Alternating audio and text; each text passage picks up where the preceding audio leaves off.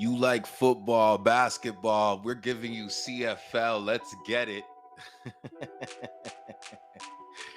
Hey, if you're betting 10, 20, 50, 100, the bet credits, you know, it's some wild sports books opening up, at least over here in Ontario, Canada.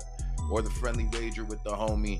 This is the podcast for you, not just industry professionals, just trying to get you to quick flip off the sports thing. No lies, no limits.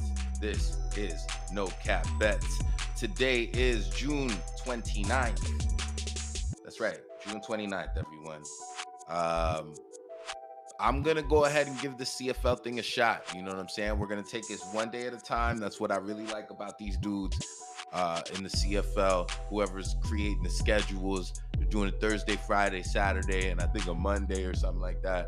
It's lit. I did my research, so I want to get into this week's games.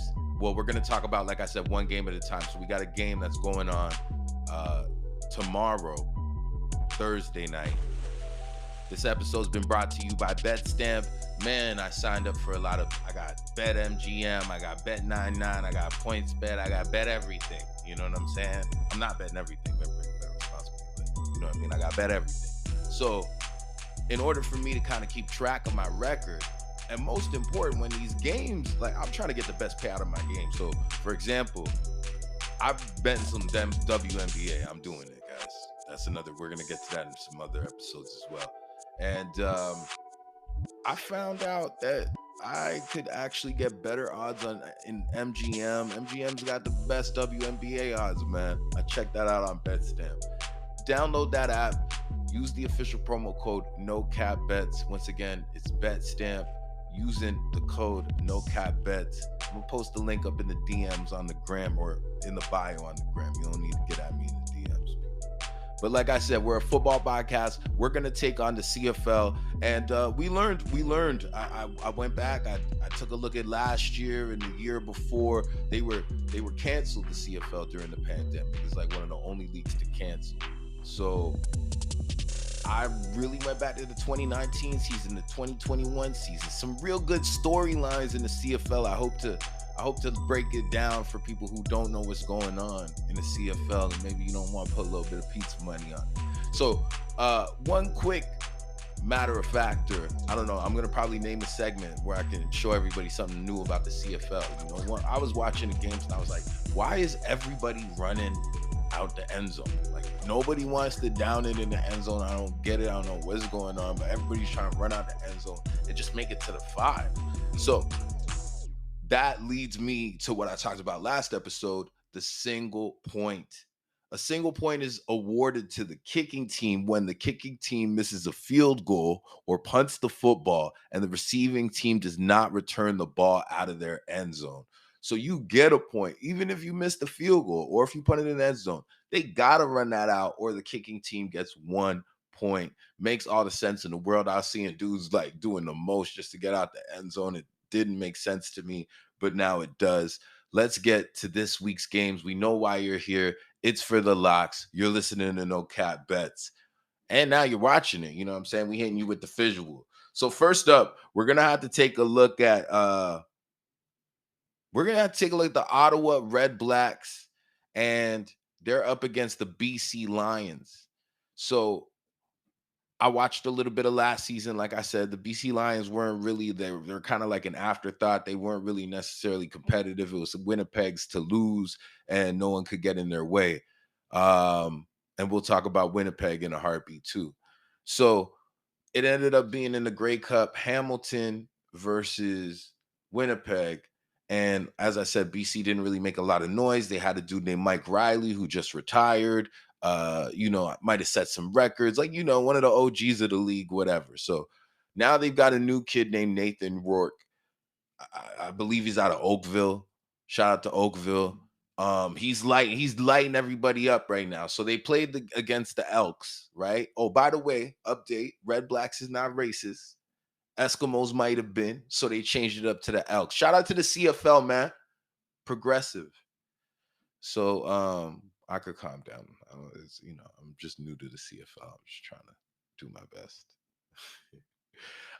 to support. You know what I'm saying? So Red Blacks, They're up against BC Lions. Like I said, Nathan Rourke looks like a great quarterback, but I'm really taking a look at this guy behind me right now. That's Jeremiah Masoli. He's the quarterback of the Red Blacks. And the reason why I bring up the old Red Craig Cups with Hamilton or whatever is because this guy used to play for Hamilton, basically played for Hamilton his entire career. He's a vet in the league, has over 15,000 yards. And BC basically never really been in contention. This dude has been in contention for like the last 5 years at least. The problem was he had another backup quarterback, dude named Dave Evans, who they're running with now, the Hamilton Ticats, and they were always stuck in between who's going to be QB1. So Masoli been a legend, man. He was like the most outstanding player, if I'm not mistaken, in 2018. Helped lead them to the Grey Cup. Had some injuries. Dane Evans kind of helped lead them to the Grey Cup again in 2021. Masoli still played in that though, in that Grey Cup, that one in 2021, and he, suited up like a G, did what he had to do.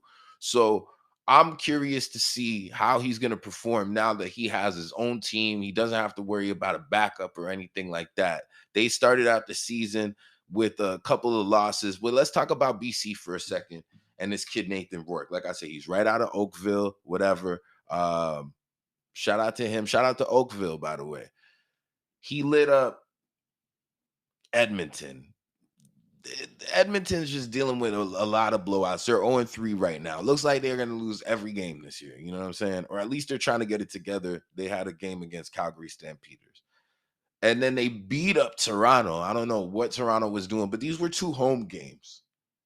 And Toronto does have a win on the year, but they beat Montreal Alouettes basically with Montreal Alouettes collapsing. It's some pretty good football I watched in the last couple of weeks. So that could easily be another winless team. So BC really hasn't proven that they're competing. Now you got the Red Blacks on the other hand. Yeah, they might be 0-2, but that 0-2 was up against the Bombers, who are pretty much the back-to-back champions of the league. So I think the pedigree in terms of competition, the strength of schedule thus far leans on the way to the Red Blacks. Like I said, Masoli's got a lot to prove this year. The first game that they played against Winnipeg, they lost by a hair. Pretty much, they were up with like a minute left and a game-winning field goal. Basically, did it for Winnipeg on the road. The second week in a row at home, they were up at half and they basically just kind of let it go. War of attrition, I guess you could say, in football. You know what I'm saying? That's why you got to love it. Overall, everything to me, I talked to one of my homeboys. I got homies that are like in the pros and everything. So, stay tuned on No Cap Bets for that one. But I talked to one of the homies. He said BC right away. You know what I'm saying? I don't know if that's the public look. I don't know if it's, he's really inside on that one, but pause. And nonetheless, I'm going to go with the Red Blacks because I think Masoli is due for a game. I told him that in the WhatsApp chat. He said, true. You know what I'm saying? So I'm going to go with that. And then there's another game on the following night. That's going to be Canada Day. So I couldn't guarantee that I would be back to be doing the show because, hey, Canada Day, we turn up. We're Canadian. You know what I'm saying? And that's going to be the Hamilton Tiger Cats up against the Edmonton Elks. So Hamilton has started slow out the gate. I believe they're 0-2. And we just talked about Edmonton 0-3. 2 blowouts from Edmonton. They didn't even show up in the first 2 weeks. And then they fought Calgary, I guess, in province rivalry. Calgary, Edmonton, maybe they do that. Maybe they play harder and get up for those games. So they lost by 7. I think they ended up covering. And then you got Hamilton, who's supposed to be like, look, they've been in the Grey Cup 2 years in a row too. So they're kind of slipping. The spread looks pretty high. It's about 6.5 right now. And if you're looking at BetStamp, you could actually find it on Proline. Shout out to BetStamp official promo code No Cap Bets. Yeah, you could probably get it for about 8.5 or something, 7.5. Either way, this one feels like a not involved, but if I am going to lean one way, I'm going to go with the Hamilton Tiger Cats because 0-2 is a dreadful start, but this is a championship caliber team. That's what they're built for. They have lost some pieces in Brandon Banks. He's over here in Toronto now. I think that's his name. I'm gonna get more intel for you guys, but we got to do this a little dose at a time. So we're locking it up with the Ottawa Redblacks and the Hamilton Tiger Cats. You know what I'm saying? Let's go. East side. It's been another episode of No Cap Bets. We're really touching CFL. If you liked it, man, subscribe, follow, hit the like, share, do whatever. You know what you got to do. It's been another episode of No Cap Bets. Bless up.